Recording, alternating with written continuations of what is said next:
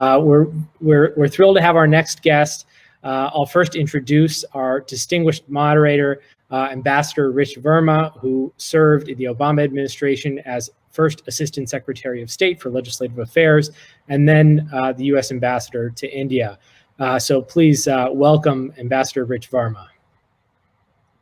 Thanks. Hi, Neil. How are you? Great to see you. Thanks for coming.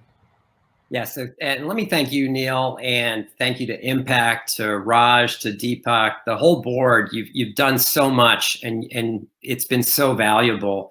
Let me also thank the amazing candidates that have stood up and put themselves forward to run in this campaign.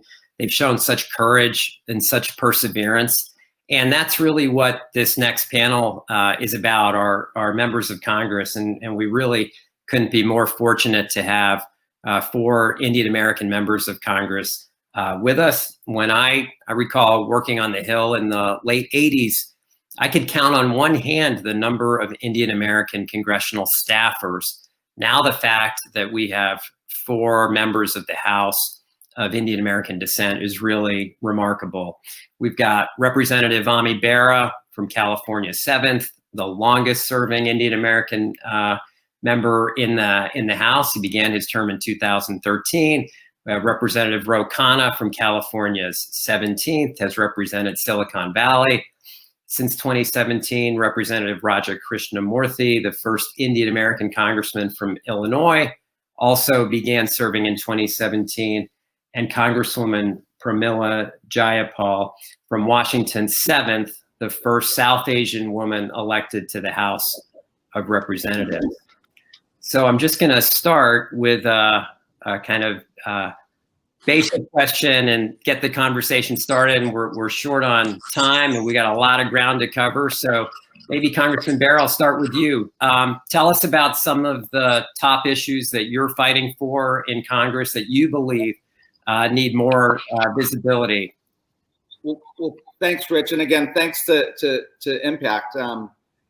You know, obviously a lot of our focus is the pandemic and the immediate impact of the pandemic, the food insecurity, the economic insecurity that's present. But as a senior member of the House Foreign Affairs Committee, I'm also concerned about the global impact of the pandemic and how we work together with the global community, both on vaccine development, manufacturing, and distribution, but then also the real food insecurity and starvation that we're seeing around the world, as well as the fragility of many countries around the world. So, you know, it doesn't get talked about that much, and foreign policy certainly isn't an area that drives voters as we're close to the election. But it is something that really matters, and the U.S. does need to return to the global stage, working with like-minded allies.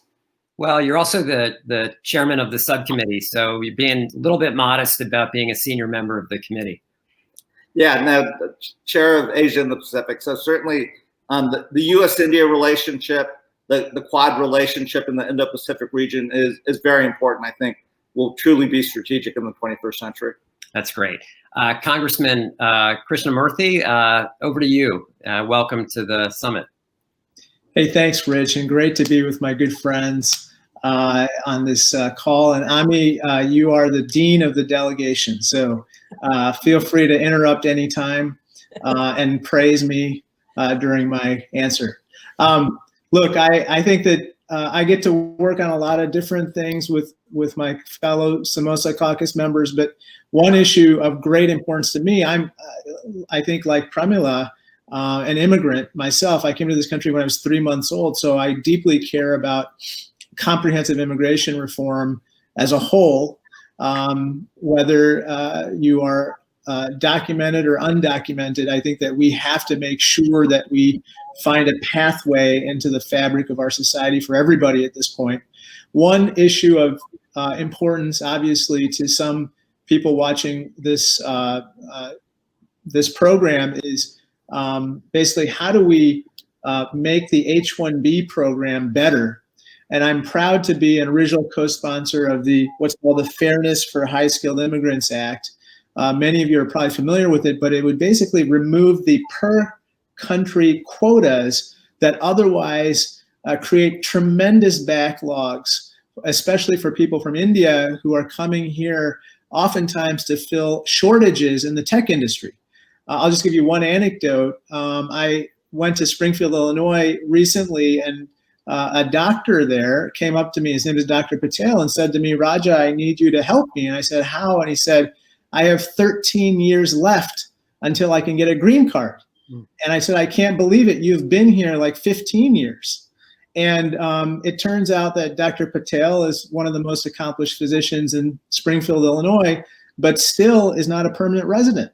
So I said, sure, I'm going to work on this legislation, but what's your plan B? And he said, it's very simple. I have a child who was born here in Springfield. He's 5 years old. And in 13 years, he's going to turn 18. And then he's going to sponsor me for a green card if I don't get it the old-fashioned way. And I said, you better take good care of plan B, extra sugary and salty snacks for him.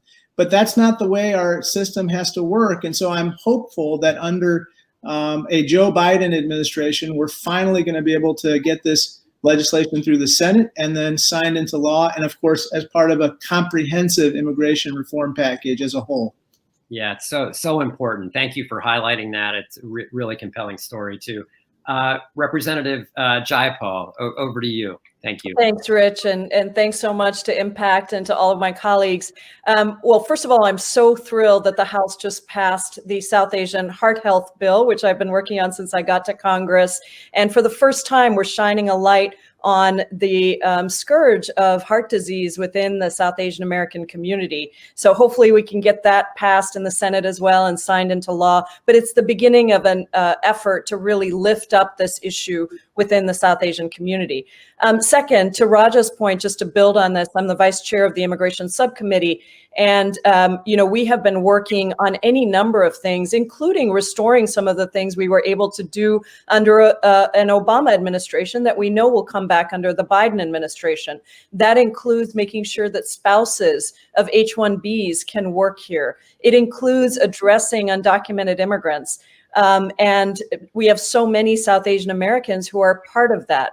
In fact, related to that, there was just a report released on poverty. 6.5% of Indian Americans are now under the poverty threshold. And I think that's an issue that we are really trying to bring attention to. Many of those, by the way, are undocumented. And then finally, I would just mention the Domestic Workers Bill of Rights. This is a national Bill of Rights that Senator Kamala Harris and I introduced together to bring 2.5 million domestic workers into civil rights protections. Joe Biden has said he'll sign that bill into law when he's president. And we're very excited to, again, bring a focus to these frontline workers whose work is so critical and without whom so much other work in the country would not be possible.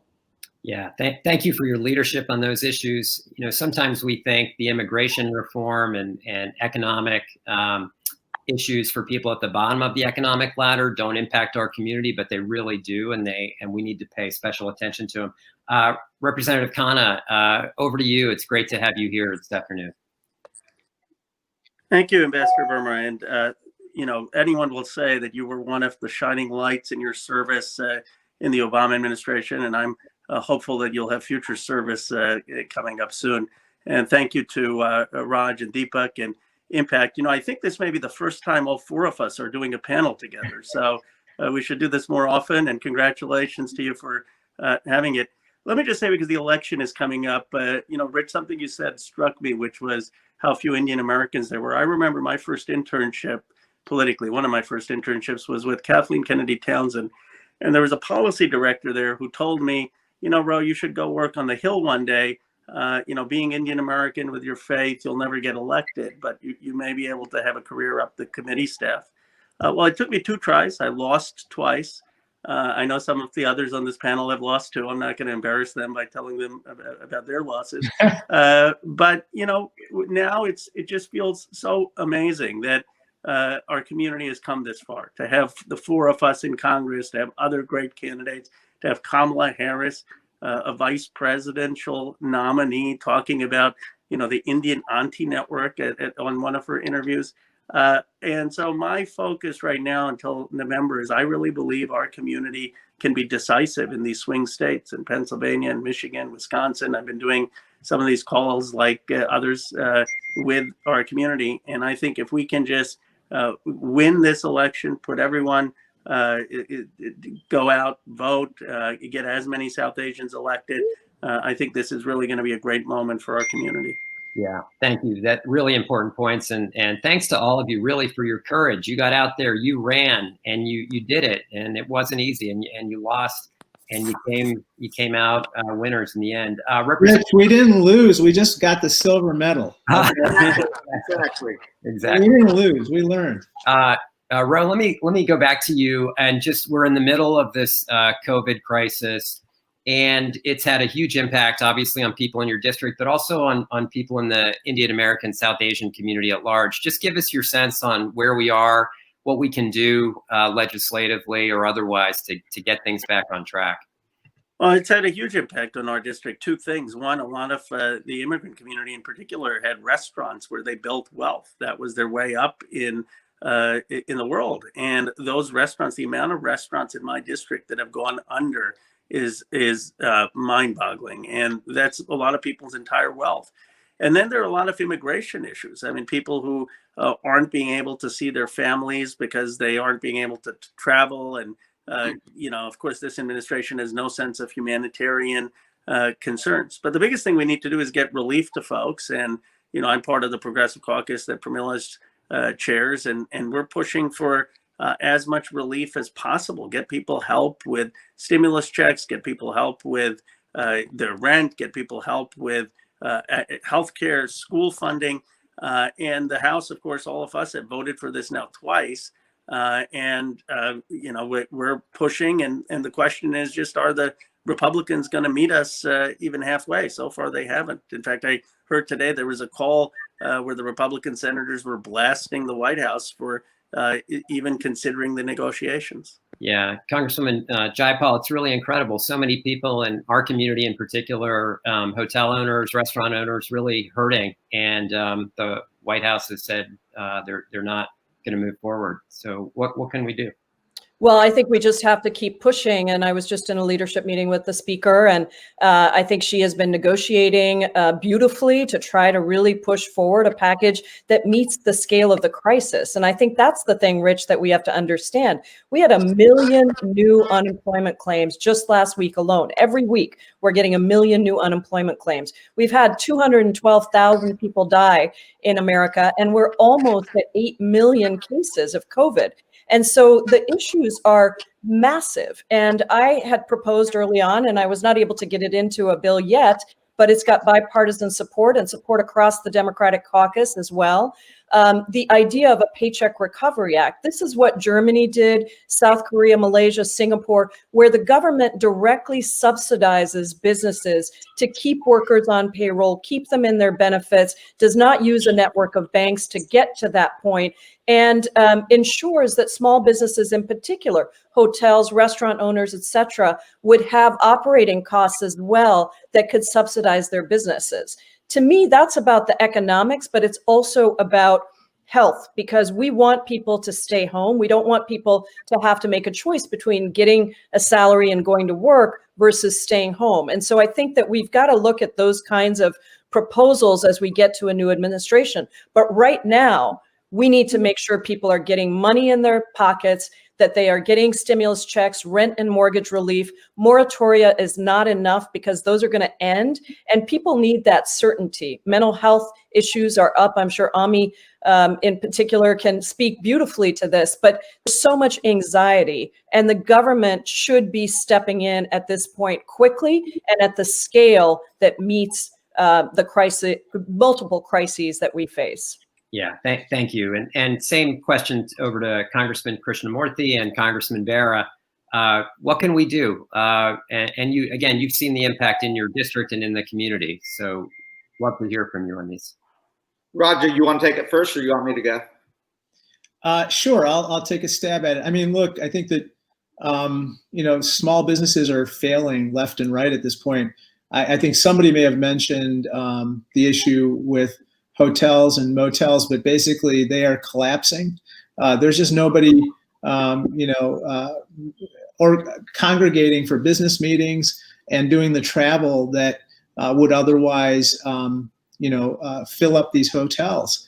And as a consequence, I, along with others, are sponsoring legislation to try to help them, along with others, other industries. The Paycheck Protection Program needs more money. That was one where my office actually had a hand in, making sure that it didn't require personal guarantees and collateral requirements and all the paperwork and red tape that you normally have with these types of programs. I was a small businessman, and I remember in the last Great Recession, the banks treated me like dirt. I went with hat in hand to try to meet payroll and get a little bit of working capital, and they denied me left and right. And so I wanted to make sure this time around we had a program that was easy to use. Now we have to renew it in any next stimulus package, but this is absolutely essential, and it has to be accessible to the smallest of the small businesses. It can't just be the people with connections and relationships to banks. It has to be everybody, including sole proprietors and mom and pop businesses, which, as you know, are really struggling now. And if I just play off of something that Pramila mentioned, we're seeing the real mental health impact across the broad community in America, but it's also very prevalent in the South Asian Indian American community. And another area that I spent a lot of time working on in the Violence Against Women Act is the increased incidence of domestic violence, particularly in our South Asian community. We've seen some horrific cases here in Northern California. And I do worry in the midst of this pandemic that we are seeing increased domestic violence and abuse, and it's something our community really does have to talk about and address and open a conversation. But those are things that I do worry about across the entire country because of both the economic and healthcare toll on families. Well, your medical background is also so important, and so thanks for your leadership. Ami, maybe I could just stay with you and maybe shift gears a little bit back to politics and back to the Indian American community. You were the first one in a few years ago. What's it like now to have your three colleagues there, to have Senator Harris in the Senate, likely next vice president? And what do you say to young people or even old people who want to follow in your footsteps? What's the potential? Yeah, it is amazing. We have this iconic photo that we took on the floor of the House in 2017 when we all got sworn in. And I know when I first thought about running in 2010, like a lot of folks just shook their head and said, "Yeah, how are you going to get elected?" And I just went out there and ran on the immigrant story, which is the American story, and it really does resonate. And to see four of us today, to see Senator Harris, to see hopefully a Senator Sarah Gideon in Maine, who's running a really competitive race, and I think she will win. And then hopefully two more colleagues in Sri Kulkarni in Texas and Harold Tipernini in Arizona 6. Those are really good races that look very promising. So I think, as Raja calls us, the Samosa Caucus is going to grow. And it is just amazing to see that next generation stepping up, running, and running on their stories and running on the values that our community represents, and not running away from who we are and those values. And I think we're going to continue to see more members of Congress. Hopefully we will be swearing in a vice president on January 20th. I think we will. And this is going to be a remarkable century for our community. Yeah, that's great. And I'm glad you mentioned both Sri and Harold, terrific candidates, and look forward to that being sworn in as well. Congresswoman Jaypal, kind of a related question. Indian Americans are actually kind of a very service-oriented group, and they also comprise one of the more progressive ethnic groups in the country. Why do you think that is the case? Well, I think, and as the co-chair of the Congressional Progressive Caucus, that of course makes me so excited, but I think that it's because we do have those values of compassion, the idea that, we're all better off when we're all better off.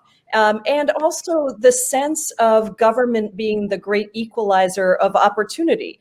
And I think that for a lot of, particularly our younger Indian Americans, it's been so great to watch because we don't have to explain the concept of intersectionality. I always say I'm not a woman on Monday, an immigrant on Tuesday, a mom on Wednesday, and a worker on Thursday. I'm all of those things all of the time. And those issues are all critically important. I think that particularly our younger generation of Desis sees that and is ready to fight for all of that together. And it's super exciting to me, because I think they're bringing new energy, new excitement, but also this deep understanding of how interrelated healthcare is with education, with with tax policy, with foreign policy, with all of these things. Yeah, it's great. And I just appreciate your leadership and everyone on the screen. We see you on TV. We see you in the hearings. I've seen many of you overseas represent the United States with great distinction. You really are the trailblazers. I'm going to shift gears, and I know we are getting short on time, and Neil is going to appear magically on the screen here momentarily. We've got 2 or 3 questions left. Congressman Krishnamoorthi, I just want to ask you, what has it been like working with this administration, and has it impacted your ability to get things done on behalf of South Asian community in particular? This is a family program, right? It is Saturday afternoon, right? Tell the truth, Raja. I'm going to keep my comments very, very safe here. Somebody asked me the other day, can I offer a couple words of positive thought? And I said, yes, I can think of 2. November 3rd. At this point, I think each and every one of us on this panel have been fighting so hard for our priorities, despite everything that you see coming from this administration. And I just have to say that, I think that what I see happening right now is I do see a lot of good patriotic Republicans and independents kind of realizing what we've been saying all along, which is that what's going on right now is abnormal. This is not something that we should ever accept. What this president has done in terms of tearing up the fabric of our country, pitting people against each other, sowing division, causing chaos and confusion, mismanaging in epic proportion this pandemic where 215,000 people are dead and almost 8 million people infected with a very, very sinister, invisible, deadly disease is not acceptable. And so we are for people who want to go back to a situation where we can debate in a civil fashion the great ideas of the day and try to come up with good solutions to the real ailments and problems afflicting working families and all individuals in this country. But we're not going to tolerate this kind of situation where basically the president tears down our institutions and causes us to be in such chaos. Yeah, that was perfectly said. Perfectly said. And Congressman Khanna, it maybe leads naturally into the question about if there is a change in administration, what is the top most pressing issue or issues for the next president, in your opinion? Well, there's so many. I mean, where do we begin is the question. The first thing I think is to get the virus under control. One of the dumbest things, and Pence said a lot of things that were dumb, but one of the dumbest things he said at the debate was that the Biden plan is somehow plagiarizing the White House's plan on the virus. Now, just think of it from a matter of common sense. The White House is unwilling to do contact tracing for their own people. I mean, Washington's numbers have spiked up because of the White House's cases. There are more cases at the White House than Taiwan and Vietnam combined as countries, and New Zealand. And so the first thing we're going to do is have a real plan for tackling the virus, hiring people to do contact tracing, being actually getting testing out that isn't happening in this administration, using technology to make sure that the apps that are being developed are actually being used, making sure that there's going to be equitable distribution of a vaccine, things that have not happened that have been responsible for increased deaths. And then after that, I mean, we have to tackle healthcare, getting people healthcare. We have to tackle immediate relief. I mean, people don't have enough food, and increasing SNAP assistance. We have to make sure that we are tackling the need for rental assistance and having a jobs program to get people back to work. So I think there's going to be an immediate need to help people. Big agenda, and you all will be leaders in that. For our last question, we were lucky enough to get an audience question, and I think this will be by video. And there's Siv. Siv, over to you, please. Thank you so much, representatives, for taking the time to be here today. You are a source of inspiration for us all.